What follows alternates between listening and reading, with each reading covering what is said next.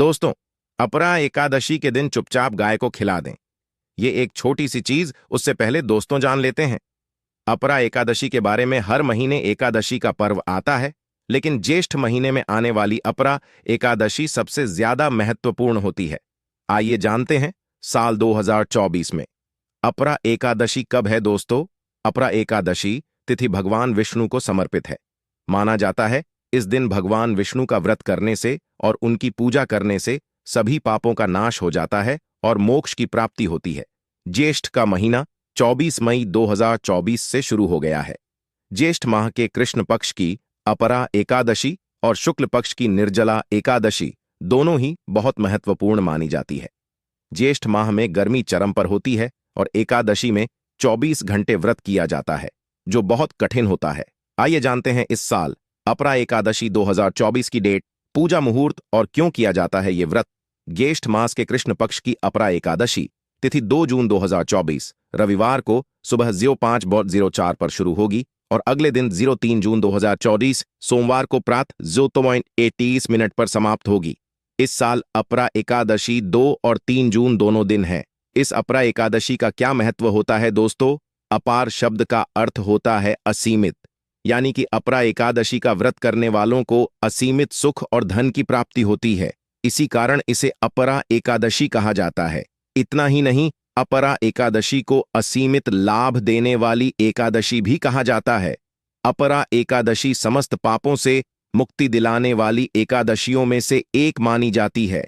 ऐसी मान्यता है कि इस व्रत को करने से पापों का अंत होता है। इतना ही नहीं, व्यक्ति को कई तरह के रोग, दोष और आर्थिक समस्याओं से भी छुटकारा मिलता है और अक्षय पुण्य की प्राप्ति होती है। पांडवों ने श्री कृष्ण के मार्गदर्शन में इस व्रत को करके महाभारत युद्ध में विजय प्राप्त की थी। दोस्तों, अपरा एकादशी के दिन स्वर्ग का दरवाजा खुल जाता है, इसलिए इस दिन किया गया दान पुण्य अन्य दिनों में किए गए दान पुण्य से अधिक फलदायी होता है। वास्तव में 2 जून अपरा एकादशी के दिन अगर आप यह उपाय कर लेते हो तो यकीनन आप पर मां लक्ष्मी की कृपा होगी और आप धनवान बन जाओगे। आप धनवान ना बने तो मुझे बताना दोस्तों, बस जो उपाय आपको बताया जाए वह उपाय कर लेना। चलिए जानते हैं, एकादशी के दिन चुपचाप गाय को खिला दें। यह एक छोटी सी चीज, रोडपति भी होंगे, करोड़पति मिलेंगे, सभी संकट और कष्टों से मुक्ति, मृत्युदंड, पितृदोष तुरंत होगा खत्म, पूरे साल आपके भरे रहेंगे, अन्न धन के भंडार यूं कहें कि आपकी 7 पुश्ते तक करेंगे। रुपयों पैसों पर राज्य दोस्तों, 7 पीढ़ियों तक बैंक बैलेंस बढ़ता चला जाएगा। सभी भी दुख दर्द संकट कष्ट है वह दूर हो जाएंगे और सभी सुख आपके कदमों में आ जाएंगे। सभी सुख आपके कदम चूमेगी। यदि आप यह एक छोटी और खास चीज चुपचाप गाय को खिला देते हैं तो तत्काल गरीबी आपके जीवन से खत्म हो जाएगी। यूं कहे व्यक्ति रंग से राजा बन जाता है और 33 कोटि देवी देवताओं को धारण करने वाली गौ माता की भी कृपा व्यक्ति पर आजीवन बरसती है। व्यक्ति के घर में कभी भी अनंत धन वस्त्र कमी नहीं होती है। धन के भंडार व्यक्ति के घर में भरे रहते हैं। व्यक्ति के जीवन से तत्काल गरीबी खत्म हो जाती है। तो दोस्तों, कौन कौन से वे गाय से जुड़े खास और महत्वपूर्ण उपाय हैं जिन्हें यदि आप एकादशी के दिन कर लेते हैं तो दोस्तों यकीन मानिए, आपके घर में अन्न धन के भंडार सदैव भरे रहेंगे। जो भी जीवन के दुख दर्द संकट कष्ट है वह सभी दूर हो जाएंगे। इस वीडियो में हम आपको उसी एक खास और महत्वपूर्ण चीज के बारे में बताएंगे, क्योंकि आपको एकादशी के दिन गाय को जरूर खिलानी है। तो दोस्तों, अपने फायदे के लिए पूरा वीडियो देखना।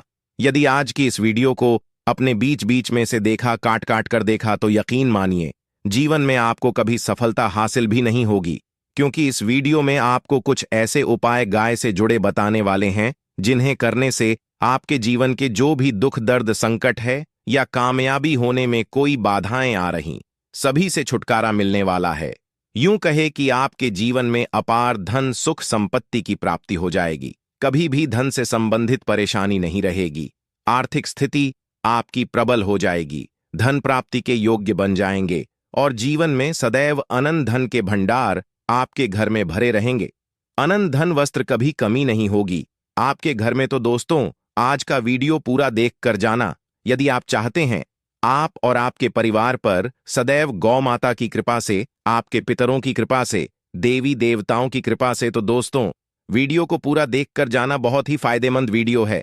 पूरे 50 सालों के बाद ऐसे दुर्लभ संयोग है, तो पूरा वीडियो देखकर जाना यदि आप लाभ हासिल करना चाहते हैं और 7 पीढ़ियों तक कभी कोई किसी तरह की कमी ना हो, ये फल चाहते हैं, तो वीडियो को पूरा देखकर जाना बहुत ही लाभप्रद वीडियो है आपके लिए। दोस्तों, वीडियो को आगे शुरू करें उससे पहले आपसे रिक्वेस्ट करते हैं कि इस वीडियो को लाइक कर चैनल को सब्सक्राइब कर देना और कमेंट बॉक्स में सच्चे दिल से जय गौ माता जरूर लिख देना, जिससे माता की कृपा आपके और आपके परिवार के ऊपर सदैव बरसती रहे। और ज्यादा से ज्यादा वीडियो को शेयर जरूर करना ताकि और लोग भी इस वीडियो के माध्यम से लाभ हासिल कर सके। इन उपायों को करने से अपने जीवन में सदैव धन सुख संपत्ति की प्राप्ति कर सके। तो शेयर करना ना भूले इस वीडियो को, जिससे और लोगों का भी भला हो। आपको बता दें, इस दिन तीर्थ स्नान करना बहुत ही फलदायी समझा गया है।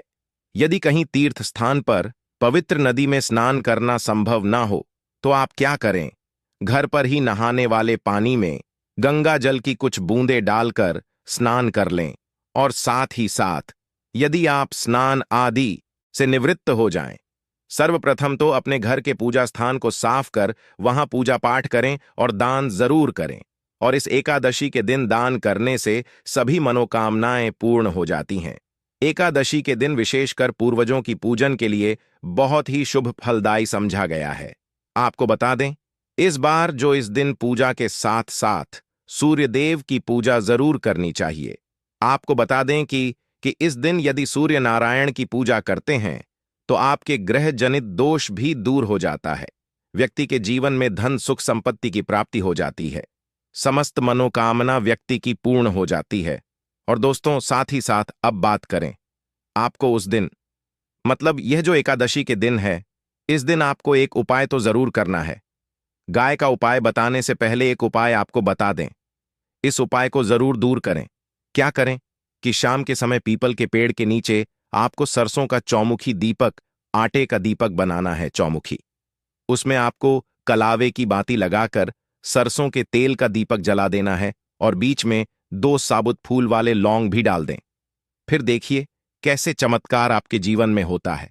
शाम के समय जलाकर उसे छोड़े, मनोकामना मांगकर। दोस्तों, 11 दिनों के अंदर आपकी वह मनोकामना पूर्ण ना हो जाए तो हमें बता देना। बहुत ही प्रभावशाली उपाय बताया मैंने आपको, बहुत ही दुर्लभ से दुर्लभ है। इस बार नए वर्ष के उपाय को जरूर करें। यह उपाय जो है बहुत ही आपको लाभ देगा। और अब बात करें, गाय से जुड़े कौन कौन से उपाय आपको इस दिन, मतलब गाय से जुड़े उपाय जिन्हें करने से व्यक्ति को 7 पीढ़ियों तक बैंक बैलेंस की कमी नहीं होती, दुख दर्द संकट कष्ट दूर हो जाते हैं और सभी सुख व्यक्ति के कदमों में आ जाते हैं। कदम चूमती है सभी सुख और घर में धन के भंडार सदैव भरे रहते हैं, कोई कमी नहीं होती। किसी तरह कौन कौन से उपाय ध्यान से सुनना, जिस तरह बताएं उसी तरह इन उपायों को आपको करना है। तो चलिए शुरू करते हैं। कौन कौन से गाय से जुड़े उपाय हैं? प्रभावशाली चमत्कारिक उपाय है जो कि आपकी किस्मत को चमका देंगे। एकादशी से आपको लाभ शुरू करते हैं। दोस्तों, सनातन परंपरा में गाय, गंगा और गायत्री का बहुत ज्यादा धार्मिक महत्व है। मान्यता है कि गौ माता के शरीर पर 3 कोटि देवी देवताओं का वास होता है। गौ माता की पूजा करने वाले जातक पर इन सभी देवी देवताओं की कृपा बरसती है। गौ सेवा से न सिर्फ इस जन्म के बल्कि पूर्व के भी दोष दूर हो जाते हैं। गाय से हासिल पंचगव्य का उपयोग जरूर शामिल करें, क्योंकि पंचम गव्य के बिना कोई भी पूजा पाठ और हवन सफल नहीं होता।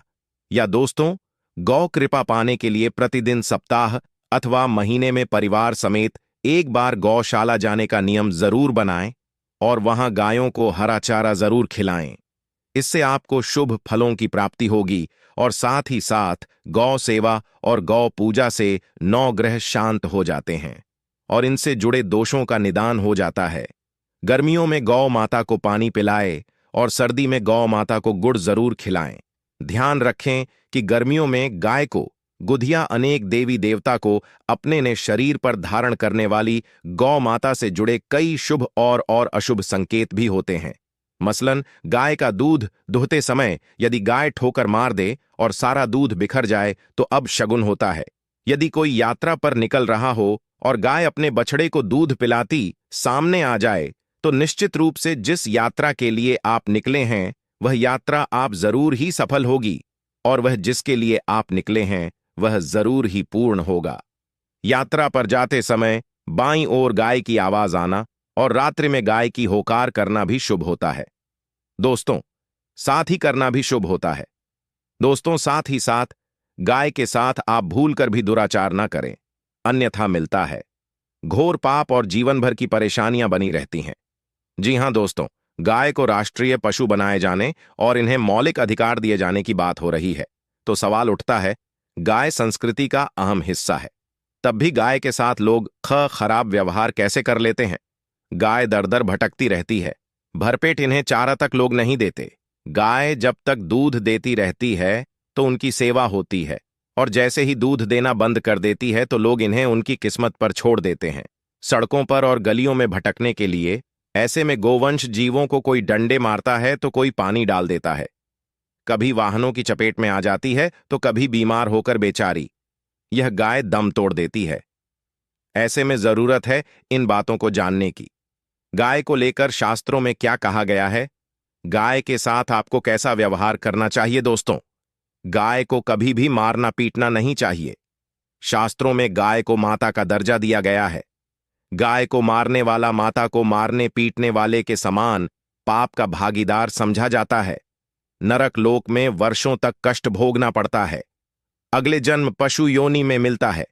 कथा है कि गौतम मुनि ने गलती से गाय को डां मार दिया था, जिससे गाय की मृत्यु हो गई थी, और इस पाप से मुक्ति के लिए इन्हें वर्षों तक तपस्या करनी पड़ी। भगवान श्री कृष्ण जी ने बैल स्वरूप में आए वृद्धाश्रम का वध कर दिया था, जिससे मुक्ति के लिए भगवान श्री कृष्ण को संपूर्ण तीर्थों को एक कुंड में बुलाना पड़ा, और इस कुंड में स्नान से वह पाप मुक्त हो गए थे। दोस्तों, साथ ही साथ पानी पी रही गाय को भगाते हैं वे घोर पाप के भागी बनकर नरक भोगते हैं, ऐसा पुराणों में बताया गया है। जबकि जो लोग गाय के लिए प्याऊ और चार बनवाते वह माह भाग्यवान होते हैं। ऐसे लोग घोर पाप से मुक्त होकर स्वर्ग पा जाते हैं और बड़े ही धनवान कुल में जन्म लेकर सुख भोगते हैं। और साथ ही साथ आराम कर रही गाय को कष्ट देकर कभी भी उठाना नहीं चाहिए। कहते हैं कि जिस स्थान पर गाय बैठी है वहां से नकारात्मक ऊर्जा खत्म हो जाती है। गाय के बैठने की जगह को जो लोग नियमित साफ रखते हैं वह जन्म में किए गए जाने अनजाने में पापों से मुक्ति हो जाती है और गोलोलोक में स्थान पाते हैं। गाय को डंडा मारकर उठाना, पानी डालकर उठाने से मनुष्य पाप का भागी बनता है और अगले जन्म में उसे दर दर भटकना पड़ता है। और साथ ही साथ शास्त्रों में बताया गया है कि गाय का दूध उसके बछड़े के लिए होता है, गाय के बछड़े से बचा हुआ दूध ही मनुष्य को लेना चाहिए। परंतु कुछ लोग एक बार गाय को दूध लेने बाद फिर से बछड़े के लिए बचा हुआ दूध भी धो लेते हैं। ऐसा करना घोर पाप कहा जाता है। ऐसे दूध को धोने वाला और ग्रहण करने वाला दोनों ही पाप के भागी बन जाते हैं। दोस्तों, साथ ही साथ शास्त्रों में कहा गया है कि गोवंश मतलब गाय और बैल के पीठ पर नहीं बैठना चाहिए। इनकी पीठ पर बैठने से महापाप लगता है। ऐसे लोगों को नरक की यातना भोगनी पड़ती है। एकमात्र देव के अंश के उत्पन्न नंदी ही गोवंश है, जिस पर स्वयं महादेव और महादेवी सवारी करती हैं, क्योंकि नंदी ने स्वयं अपनी इच्छा से महादेवी की सवारी बनना स्वीकार किया था। और साथ ही साथ शास्त्रों में गाय के दान को बहुत ही महत्व दिया गया है। परंतु ऐसी गाय का दान कभी नहीं करना चाहिए जो बूढ़ी और बीमार हो। कठोपनिषद में नचिकेता की कथा भी इस संदर्भ में है कि जिस नचिकेता ने पिता द्वारा बूढ़ी गाय को दान करने पर आपत्ति जताई थी। दूध देने वाली और बछड़े सहित जो लोग का दान करते हैं वह महान पुण्य को हासिल करके स्वर्ग में स्थान पाते हैं। दोस्तों, साथ ही साथ सूर्य चंद्र मंगल शुक्र की युक्ति राहु से हो तो पितृदोष होता है। यह भी मान्यता है कि सूर्य का संबंध पिता से एवं मंगल का संबंध होने के कारण सूर्य यदि शनि राहु या केतु के साथ स्थित हो या दृष्टि संबंधी हो तथा मंगल की युति राहु या केतु से हो तो पितृदोष होता है। इस दोष से जीवन संघर्षमय बन जाता है। यदि पितृदोष हो तो गाय को प्रतिदिन या किसी भी एकादशी को या किसी पूर्णिमा के दिन, अमावस्या या किसी भी खास दिन पर रोटी गुड़ चारा खिलाने से पितृदोष खत्म जाता है। साथ ही साथ गाय की पीठ पर जो कूबड़ बना होता है वह बृहस्पति गुरु है। अतः जन्मपत्री में यदि बृहस्पति अपनी नीच राशि मकर में हो या अशुभ शिवलिंग में जा रहे हों और सामने से गौ माता आती हुई दिखाई दे तो गौ माता को अपनी दाहिनी ओर से जाने देना चाहिए। आपकी यात्रा जरूर ही सफल होगी। और जिस घर में गाय होती है उसमें वास्तु दोष स्वतः ही खत्म हो जाता है। और साथ ही साथ आपको बता दें कि गाय को आप भी रोटी बनाएं, प्रतिदिन ताजी रोटी ही बनाएं। गाय को अगर आपने रोटी बनाई है तो कोशिश करें कि उस रोटी को आप तुरंत ही गाय को दे दें। अगर आप उस रोटी को रख दें और उस रोटी को अगले दिन देंगे तो वह रोटी बासी मानी जाएगी। गाय को कभी भी बासी रोटी ना दें, इससे घर में नकारात्मक ऊर्जा वास करती है और जो भी काम आपके बनने वाले होंगे वह काम भी आपके बिल्कुल भी नहीं बनेंगे। इससे आपके घर में हमेशा दर्द देवता का वास रहेगा और आप जिस भी काम को करेंगे उस काम में आपको हमेशा असफलता ही हाथ लगेगी। इसलिए कोशिश करें गाय को रोजाना ताजी रोटी बनाकर खिलाएं और रोटी को बिल्कुल ना रखें। बासी रोटी गाय को ना दें और साथ ही साथ सड़ी गली चीजें गाय को नहीं खिलानी चाहिए। घर में कोई फल है, कोई सब्जी है, सड़ जाए तो लोग क्या करते हैं, गाय को देते हैं। नहीं, ऐसा नहीं करना चाहिए। ऐसा करने से यदि आप गाय को खिलाते हैं तो आप पाप के भागी बन जाते हैं। आप बिल्कुल सड़ी गली चीजें गाय को ना खिलाएं और साथ ही साथ एकादशी पर आटे की 11 लोहियां बनाकर उनके ऊपर हल्दी लगाएं। इसके बाद गाय को खिलाएं। हर एक लोही को खिलाते समय गाय के सिंघवाल आपके जीवन में खुशियां ही खुशियां होंगी। और एक बार एकादशी पर आप 7 बार गाय की परिक्रमा भी कर लें तो आपके समस्त काम होंगे। और एकादशी पर साथ ही साथ आप गाय को जब भी रोटी दे, रोटी पर या तो आप थोड़ी हल्दी लगा लें या थोड़ा गुड़ रख लें। अगर गुड़ ना हो तो आप थोड़ा घी रख सकते हैं। दोस्तों, गाय को कभी भी सूखी रोटी ना खिलाएं। सूखी का मतलब गाय को रोटी खिलाए, उस पर कुछ ना कुछ रखकर खिलाएं। हल्दी रख लें, गुड़ रख लें, मिश्री घी या जो भी रख लें, मतलब खाली नहीं खिलानी है। इतना करने मात्र से आपके जीवन के सभी दुख दर्द समाप्त हो जाए। दोस्तों, यह थे गाय से जुड़े कुछ महत्वपूर्ण उपाय, कुछ बातें जिन्हें आपको ध्यान में जरूर रखना है। दोस्तों, चैनल को सब्सक्राइब करना बिल्कुल भी नहीं भूलना।